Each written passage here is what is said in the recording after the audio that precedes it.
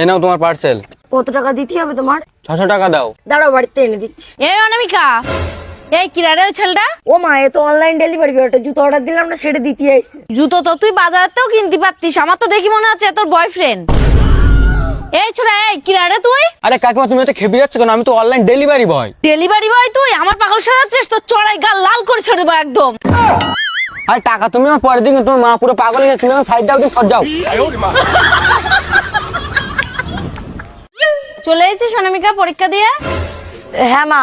কিরাম হয়েছে পরীক্ষা? আর জিজ্ঞাসা করি না মা, যে কটা পড়ে গেলাম একটাও পড়িনি, জানি না সকালবেলা যে কার মুখ দেখে উঠিলাম। আমিই তো তোর আজকে সকালে ডেকে দিলাম। পড়াশোনার নামে খোঁজ নেই, কার মুখ দেখে উঠে গেলাম। দাঁড়া, তোর ব্যবস্থা করছে আজকে। এই কি রে, স্কুলে যাসনি কেন তুই? এদা স্কুলে বই না জমা দিলি স্যার স্কুলে ঢুকতে দেবে না। বইগুলো স্কুলে সব জমা কর দে। এদা তুই তো বলিলি বই বিক্রি করি রাজা পাপড় খেতি।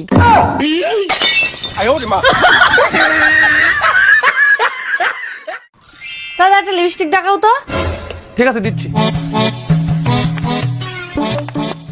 নাও। কত টাকা দাদা?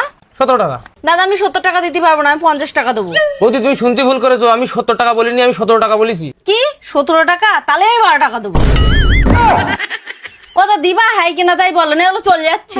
মা হাঁটো। বিয়ের আগে বাবার বাড়িতে একটু রান্না বান্নাও কিছু শিখে আসিস নি? কি রান্না করেছিস সে খাওয়া যায়? এ শোনা, ওটা আমার বাপের বাড়ি, কোন হোটেল ম্যানেজমেন্টের কোর্স নিয়ে যাবে, রান্না বান্না শিখে আসবো।